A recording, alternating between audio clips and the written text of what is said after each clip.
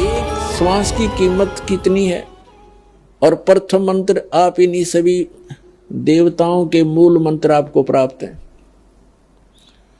ये भी बहुत अजब मंत्र हैं, इनकी बहुत कीमत है।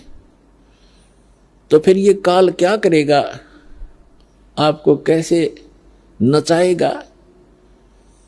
जैसे प्रथम मंत्र में गणेश जी का मंत्र है, ये मूल मंत्र है इनके, इन मंत्रों को बिना लाभ नहीं होगा। और ये मंत्र भी अधिकारी से हो और पुण्यात्मा हो। अब जैसे आप किसी अधिकारी डीसी या एसपी के पास जाते हो, एक सिंपल एप्लीकेशन ले जाते हो तो वो अपने समय पर कार्रवाई करेगा, और उसके ऊपर फिर किसी की मोहर लग जा, किसकी, मंत्री की, मुख्यमंत्री की या प्रधानमंत्री का कोई संकेत, कोड वर्ड हो, उस पर आदेश हो, तो 5 मिनट में काम हो, सबसे पहले होगा। तो इसी प्रकार पूरे संत नाम लेकर के और फिर ये मंत्रों का जाप किया जाए, ये मूल मंत्र है, तो तुरंत काम करेंगे। वो सतर्क हो जाते हैं देवता की किसके माध्यम से आया है, तब उनको लाभ मिलता है। जैसे आप हमारे हरियाणा में भैंस, ये क्या नाम है, जैसे खागड़ हो या जोटा होता भैंसा, अब उसने भैंसा भैंसा करे जाओ, कति नहीं जान देता वो, और उसको एक बार कर दे हुर्र तो ऐसे देखेगा नो, वो उसका कोड वर्ड है, वो मूल मंत्र है उसका, जिससे वो अट्रैक्ट होता है, उसके बस की बात नहीं। तो इसी प्रकार ये मूल मंत्र हैं। इन मूल मंत्रों के जाप करने से ये देवता ऑटोमेटिकली प्रभावित होते हैं, इनके बस की बात नहीं। ये सब अपनी क्रियाएं आपको लाभ देना तुरंत प्रारंभ कर देते। तो जो पार होगी वो तो होगी, उनका तो समस्या हल होगी, और जो रहेगी फिर काल कैसे नाश करेगा उस व्यक्ति का। ये प्रत्येक शहर, प्रत्येक लोक में इसने रेस्टोरेंट बना रखे हैं, और वहां का जो भी देव है वो कमीशन लेता आपके पुण्यों से, और तब अपने लोकों को चला रहे हैं। तो गणेश जी के लोक में जाओगे आपको, क्योंकि आप गणेश जी का मंत्र कर रहे हो, वहां कोई देवता बन जाओगे, वहां कोई गण बन जाओगे, और आपके पुण्य उस मंत्र की कमाई को वहां नष्ट करके उसके बाद फिर ब्रह्मा जी के लोक में जाओगे, वहां पर भी आपकी पूंजी आपकी नाश होगी, सुख सभी प्राप्त होंगे जो यहाँ के नकली सुख हैं, नाचना गाना, अप्सराएं, शादी ब्याह, फंड संड सारा होगा वहां पर। और लेकिन जेब कटेगी आपकी। जैसे कोई होटल में जाता है, रेस्टोरेंट में रुकता है, तो उसकी जेब पैसा वो अपनी पल्ले से खर्चता है, उसकी उसी की जो पूंजी है वो नष्ट होती है, व्यय होती है, और वो सब सुविधाएं उपलब्ध है, घंटी बजाओ, सारी चीज खाओ, लेकिन जेब कट रही है उसकी।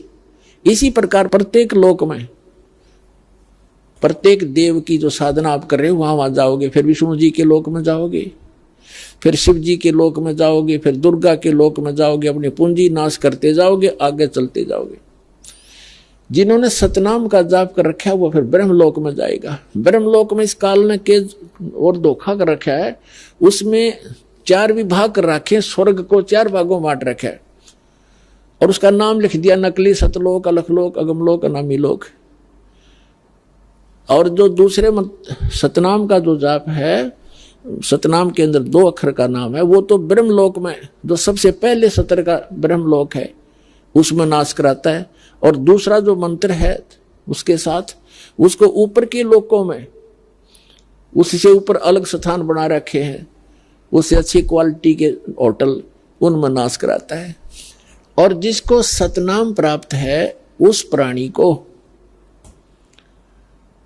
परमात्मा फिर आकर के जब उसको मानव शरीर प्राप्त होता है, उसको फिर से ग्रहण करते हैं, उसको फिर से नए सिरे से फिर तैयार करते हैं, ज्ञान देते हैं। अब देखो पुण्यात्मा, कहाँ तो अब आपका फाइनल गेम है यो, जैसे समझ में आ जाए आपके बात, अपना करो आगे कल्याण, मर्यादा में रहो। इतनी भक्ति जो आप कर रहे हो पर्याप्त है।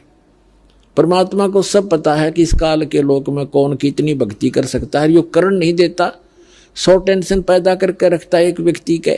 बताइए जीव कैसे पार होगा, कैसे भक्ति करेगा। तो इसलिए इन्होंने ऐसा अनमोल मंत्र दे दिया कि सारे दिन में 100 200 500 मंत्र भी सतनाम की कर लिए, मैं तो भी पार कर दूंगा। मालूम है मालिक को कि ये कर नहीं सकते, इस हालत कर रखा है इसने जालिम ने, तो ऐसा अनमोल मंत्र दे दिया कि इसकी कीमत इतनी गजब की बना दर दी कि ये आप पे आपकी जो है संग इतनी बढ़िया कमाई बन जाएगी।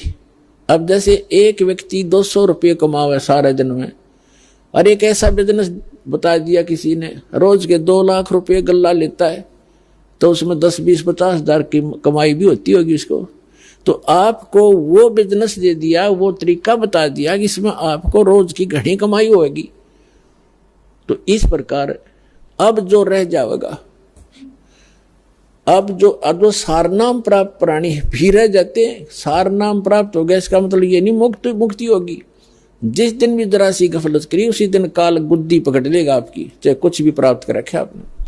परमात्मा कहते हैं जब लग हंसा हमरी आना, आन मन मर्यादा में, और काल लगे नहीं तेरा बाणा।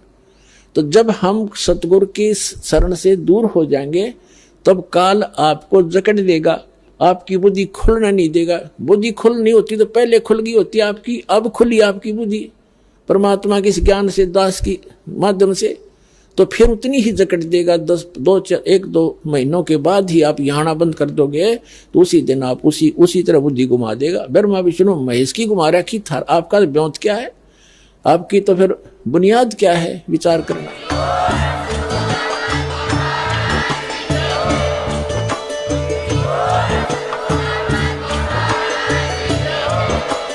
आप सुन रहे थे जगत गुरु तत्वदर्शी संत रामपाल जी महाराज जी के मंगल प्रवचन।